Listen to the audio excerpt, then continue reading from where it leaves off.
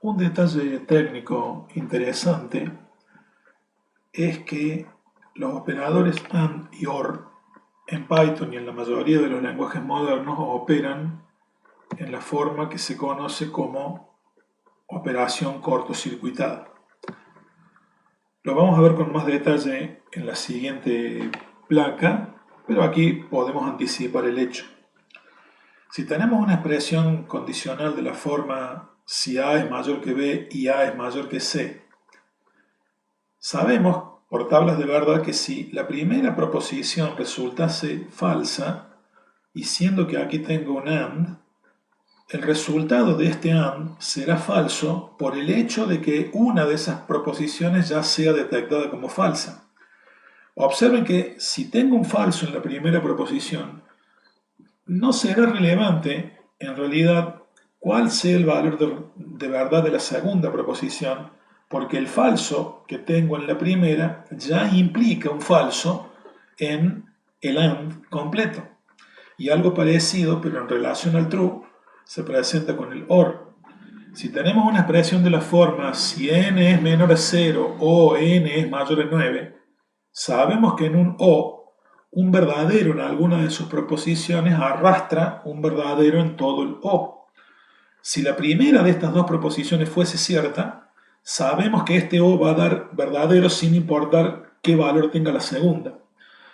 Python y otros lenguajes que actúan en forma cortocircuitada en el chequeo de un AND o de un OR detectan esto y frente a un AND, cuando la primera proposición es falsa, no chequean la segunda y directamente entregan un falso sin perder tiempo en el chequeo de la segunda proposición.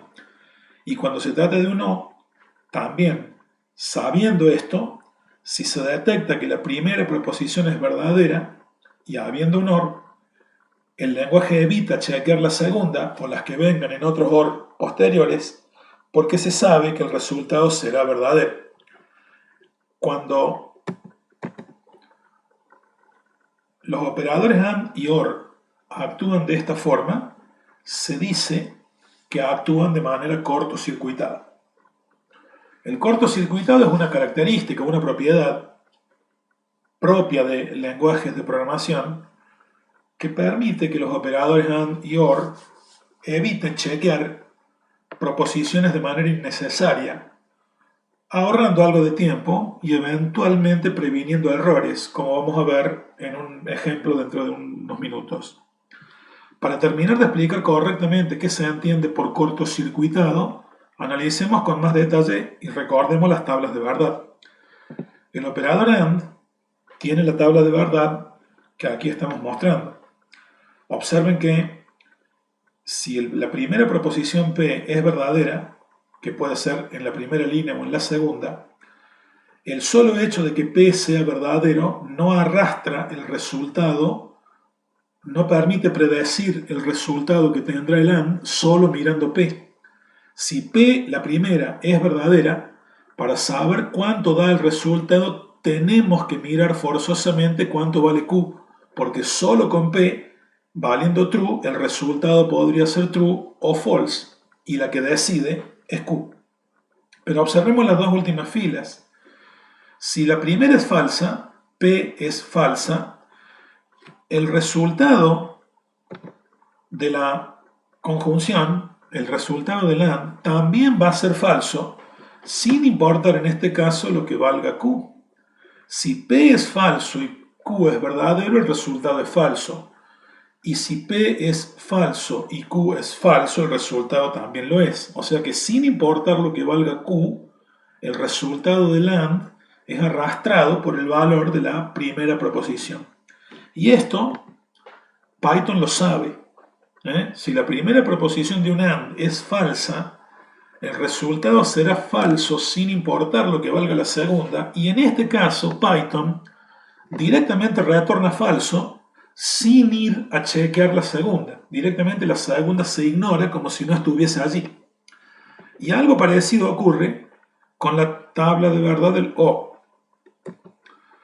Podemos observar que un O en una expresión con proposiciones unidas con o, si la primera proposición es verdadera, si P es verdadera, el resultado también es verdadero, sin importar en este caso lo que valga la segunda proposición Q.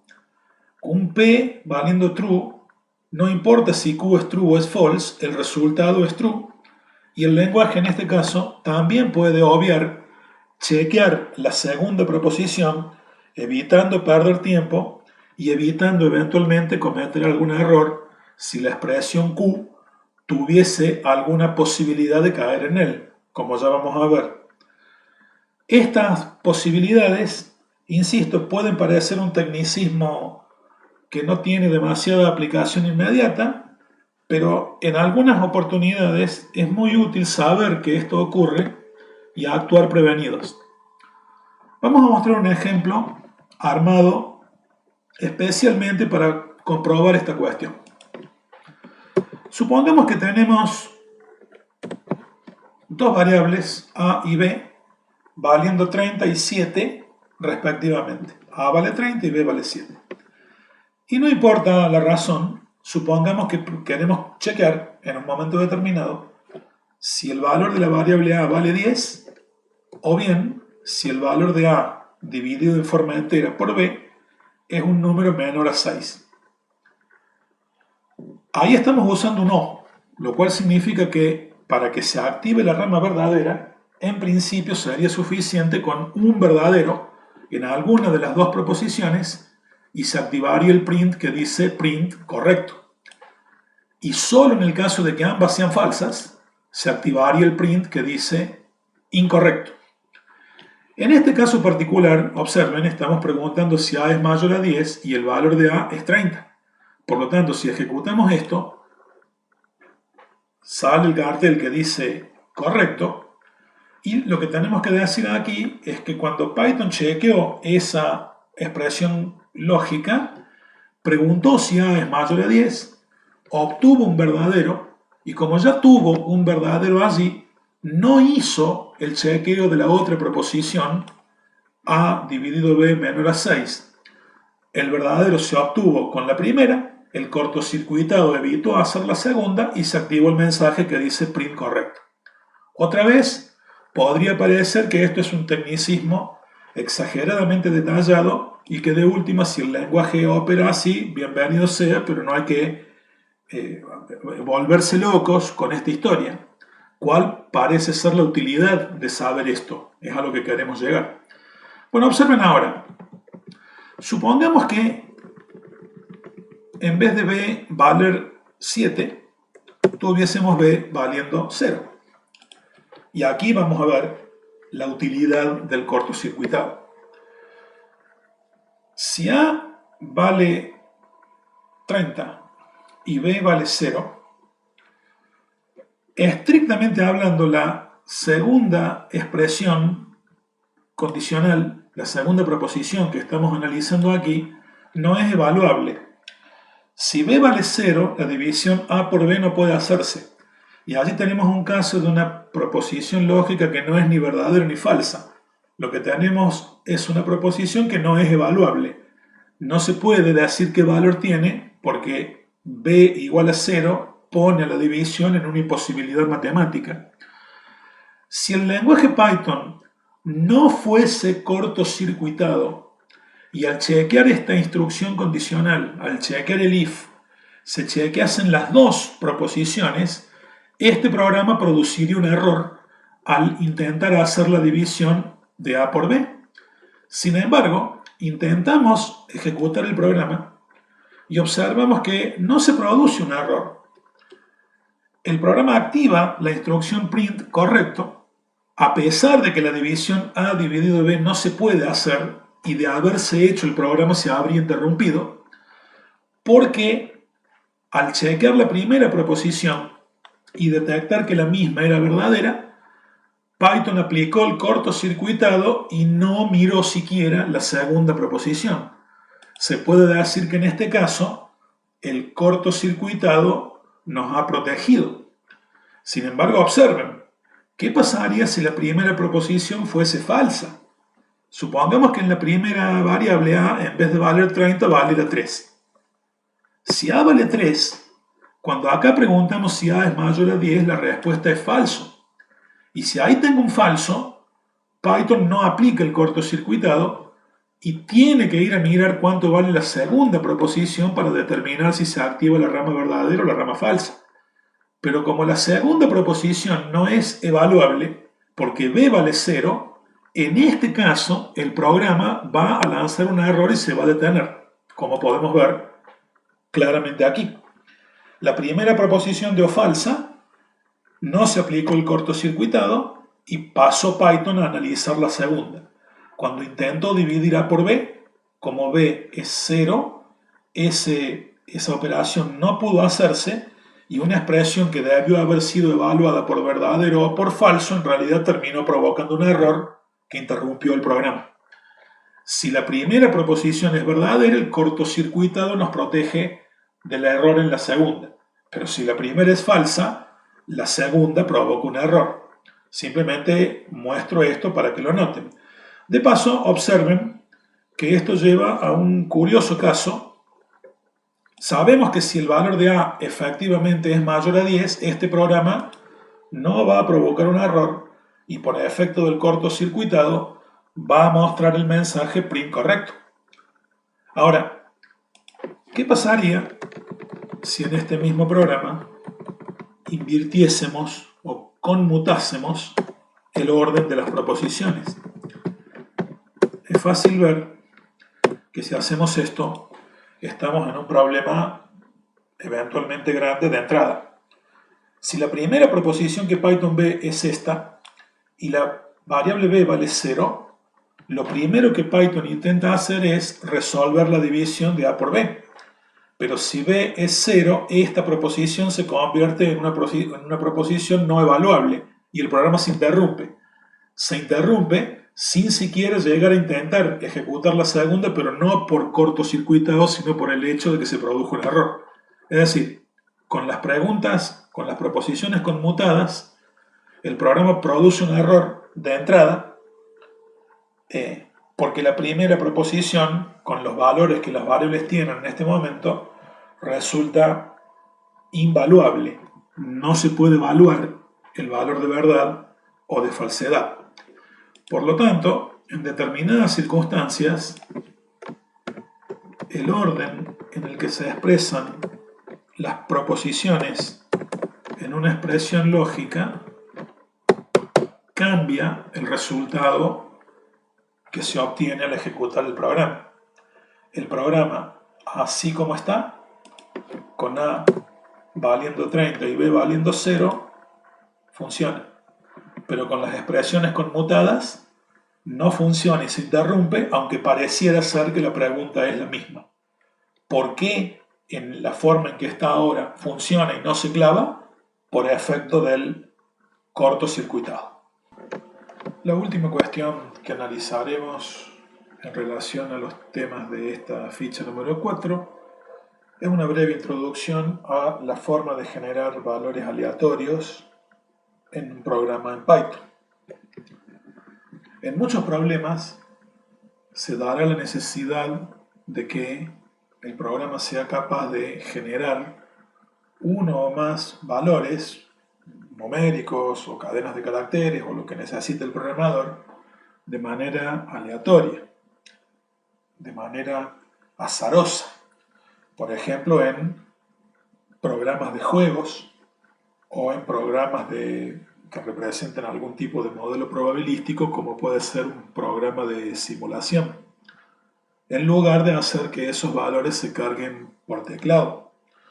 Muchos juegos, muchos o casi todos los juegos en realidad están basados en que la computadora sea capaz de generar valores aleatorios que representan algún evento o alguna situación dentro del modelo del juego y en función de ese valor el jugador llevar adelante alguna estrategia para vencer en ese juego.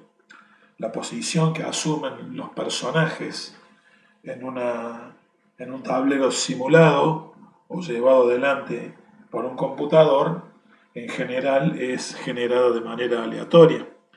del mismo modo que la forma en que se mueven algunas figuras en muchos juegos controlados por computador. ¿Cómo hacer para pedirle a un computador, a través de un programa en Python, que genere valores en forma aleatoria? Todos los lenguajes proveen librerías de funciones, que en Python se llaman módulos, para contener distintas funciones que, al ser invocadas desde un programa, de alguna manera responden devolviendo un número aleatorio. En Python existe un módulo llamado random que contiene una serie de varias funciones específicamente pensadas para generar o trabajar con números aleatorios. En Python, para poder usar este módulo, esta librería, el programa que vaya a hacerlo debe incluir una instrucción de la forma import random antes de comenzar a utilizar estas instrucciones.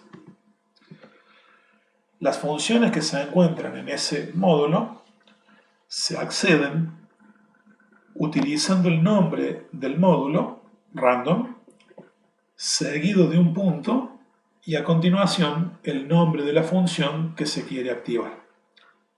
La función random.random, con paréntesis en el segundo random, retorna un número en coma flotante, un número real, aleatorio, en el intervalo 0,1, de forma tal que en la posible respuesta el 0 está incluido, pero no el 1. El valor devuelto por random puede ser un número que incluye el 0, pero no el 1. Se dice que esta función está devolviendo lo que se conoce como un valor de probabilidad. Un ejemplo de cómo usarla, muy sencillo, se ve en el cuadro que mostramos allí. Se activa el acceso al módulo random a partir de la instrucción import random.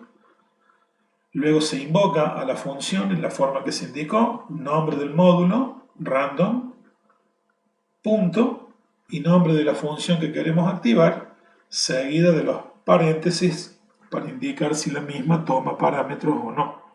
La función random no toma parámetros y al activarla devuelve en X un número en el intervalo indicado. El número devuelto podrá ser de la forma 0.359 o de la forma 0784 o de la forma 0.002 o lo que fuere, y a ese valor luego lo mostramos con un print, como se ve a continuación. Estrictamente hablando, hay que decir que los lenguajes de programación en realidad no son capaces de generar números realmente aleatorios. Cuando uno le dice a una persona que piense un número, se puede asumir que esa persona realmente está pensando un número cualquiera de manera aleatoria y nos dice el número que pensó. Pero cuando a la computadora le decimos computadora pensa un número, en realidad, como sabemos, todo lo que las computadoras hacen, lo hacen mediante un algoritmo o más. Y cuando le decimos que nos devuelva un número, la computadora tiene que aplicar un algoritmo para poder generar ese número. Los algoritmos que las computadoras usan en estas funciones para generar números aleatorios están basados en una serie de procesos matemáticos intrincados que se supone que los programadores desconocen, y esos algoritmos tienen como punto de partida algún dato específico que se conoce como la semilla del generador de números aleatorios. En la mayoría de los algoritmos que se utilizan para generar valores aleatorios, ese valor inicial o valor semilla del generador suele tomarse del reloj del sistema, de forma tal que cada vez que se llama a estas funciones, el valor usado como semilla cambia de acuerdo a qué hora es en ese momento en la computadora. Como los programadores que llaman a estas funciones ignoran cuál es el valor semilla y en general también ignoran cuál es el algoritmo que se está utilizando, se puede decir que los programadores que utilizan estas funciones realmente pueden estar tranquilos y pensar que el número retornado es aleatorio cuando en realidad no lo es. Por eso se dice que las computadoras en realidad no trabajan con números aleatorios, sino con números pseudo aleatorios. Pero esos son tecnicismos y a los efectos prácticos podemos asumir que las funciones que vamos a ver ahora efectivamente generan números aleatorios. Otras funciones que el módulo random provee son relativamente directas y simples de usar, y la primera que vamos a ver es la función random.randRange. Esta función es muy útil cuando uno necesita obtener de manera aleatoria un número entero y ya no un flotante o un real. La función randRange toma como parámetro dos números A y B y lo que hace es retornar un entero aleatorio en el rango que incluye a A y no incluye a B. En otras palabras, un número aleatorio en el rango A, B menos 1. Por ejemplo, ahí estamos invocando a la función randRange para guardar en X un número aleatoriamente elegido dentro del intervalo 2, 10. Pero como acabamos de decir, esta función va a elegir un número cualquiera de ese intervalo, incluido posiblemente el 2, pero sin incluir el 10. El valor retornado en X será un valor de la forma X mayor o igual a 2, pero estrictamente menor que 10. Ahí puede volver cualquier número, como el 2, el 3, el 4, el 5, el 6, el 7, el 8 o el 9, pero no puede volver el 10. Insistimos, el valor es un número aleatorio y por lo que dijimos recién, en estricto rigor de verdad, sería un valor pseudo aleatorio. Una función parecida se llama randint, también dentro del módulo random, que igual que la otra toma dos valores A y B, que representan el rango dentro del cual necesitamos que vuelva el entero aleatorio, pero ahora el valor B está incluido como posible respuesta. En el ejemplo estamos mostrando lo mismo de recién.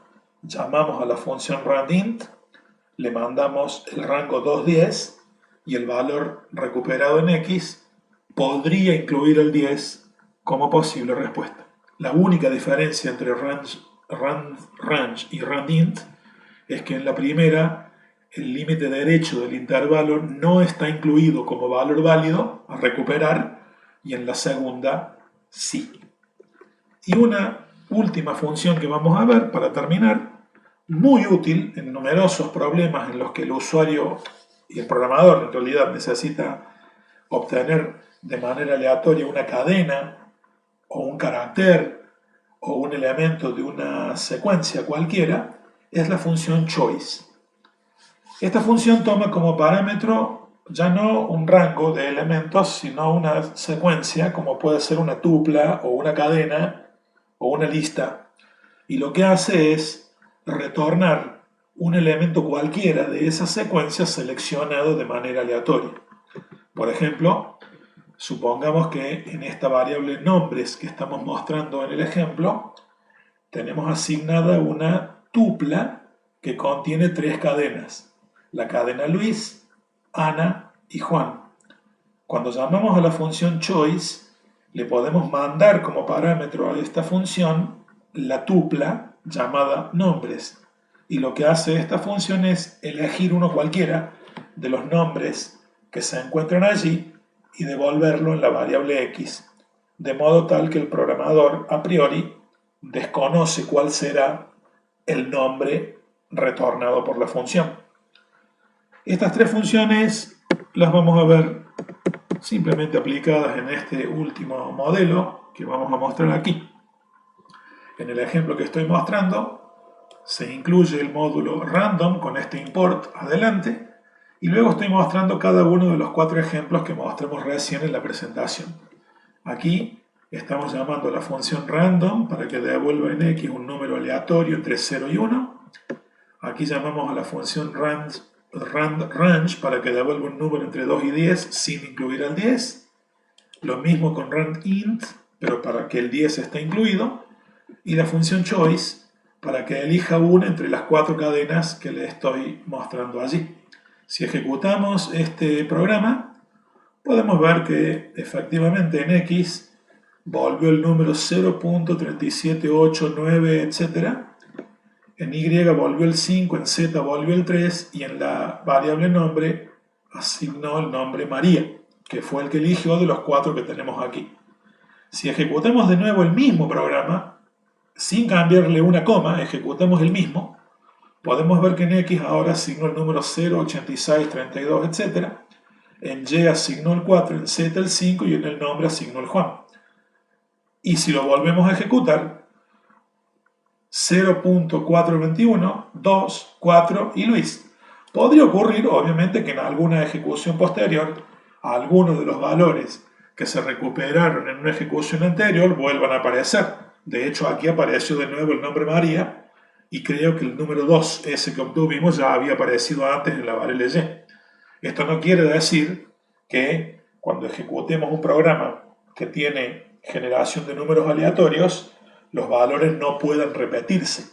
Simplemente lo que quiere decir es que el programador o el usuario que está haciendo uso de esta cuestión, en principio no tiene forma de saber cuál será el valor retornado por la función. Y con esto damos punto final a la presentación de los temas contenidos en la ficha 4 de la asignatura AED. Otra vez y como siempre, les agradezco la paciencia y nos vemos en la próxima presentación.